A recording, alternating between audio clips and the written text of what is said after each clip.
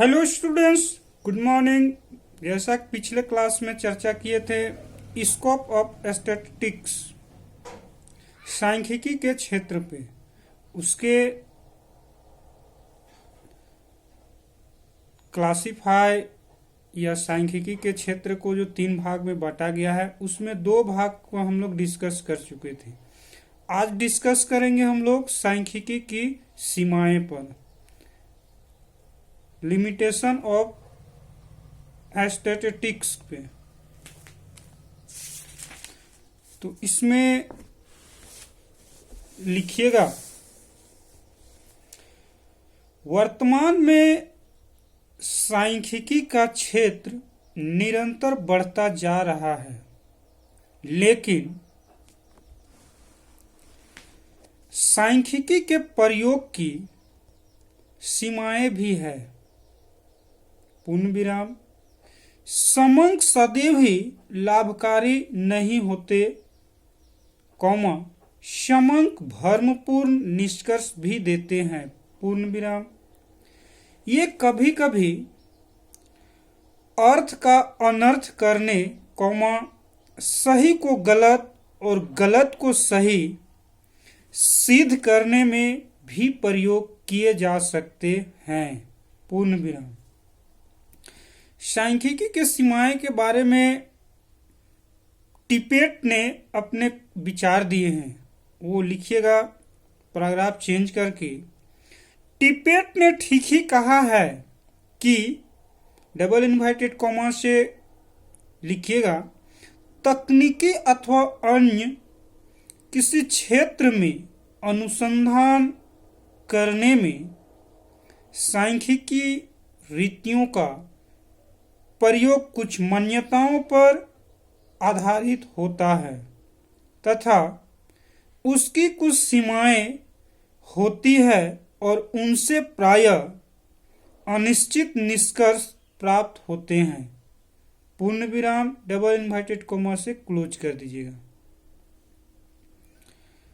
The application of statistical methods to investigation in the technological and indeed in any other field, comma, is based on assumptions, comma, is subject to limitations and often leads to uncertain result।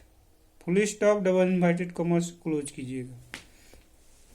आगे लिखिएगा, सांख्यिकी की प्रमुख सीमाएं, या सांख्यिकी की वो कौन कौन सी सीमाएं हैं, तो लिखिएगा सांख्यिकी की प्रमुख सीमाएं निम्नलिखित है। पहला, केवल संख्यात्मक तथ्यों का अध्ययन।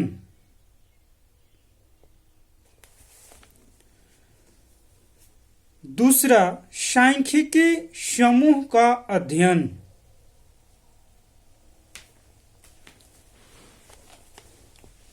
It does not study individuals. तीसरा, प्रमाणित निष्कर्ष का अभाव।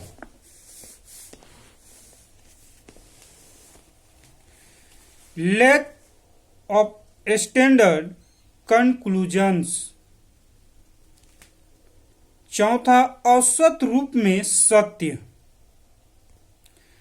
Statistics is true only to its average. पांचवा, समंकों की एकरूपता।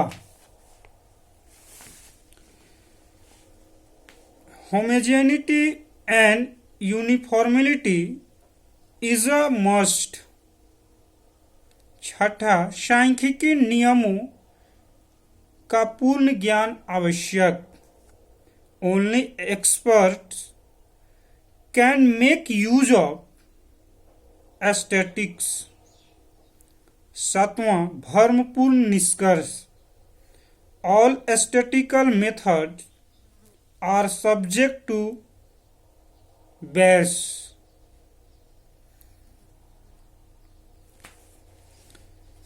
और 8वां, एस्थेटिक्स कैन बी मिसयूज्ड।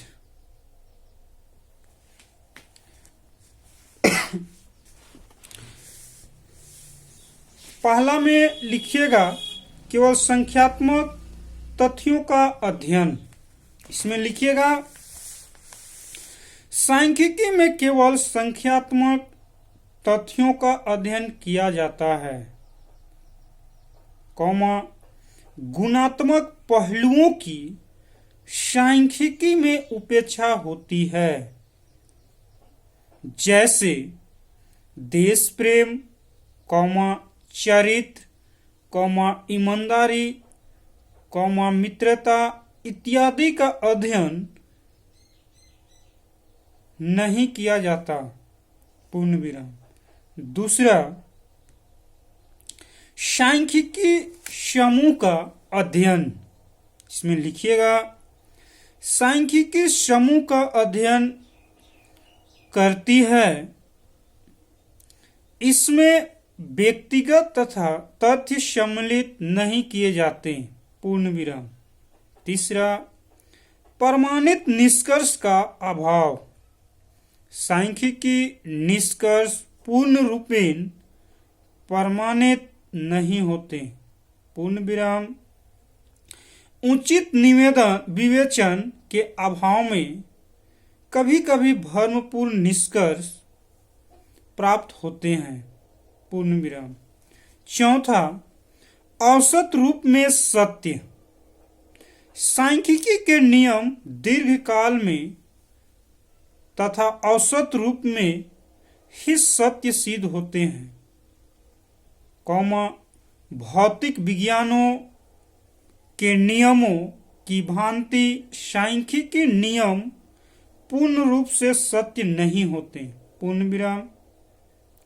उदाहरण के लिए यदि कहा जाए कि सचिन तेंदुलकर ने सन 2008 में खेले गए मैचों में औसतन 45 रन बनाए, जिसका अर्थ यह नहीं है कि उसने किसी भी पारी में शतक नहीं बनाया, अर्थात सांख्यिकी निष्कर्ष केवल औसत रूप में ही सत्य होते हैं, पूर्ण विराम।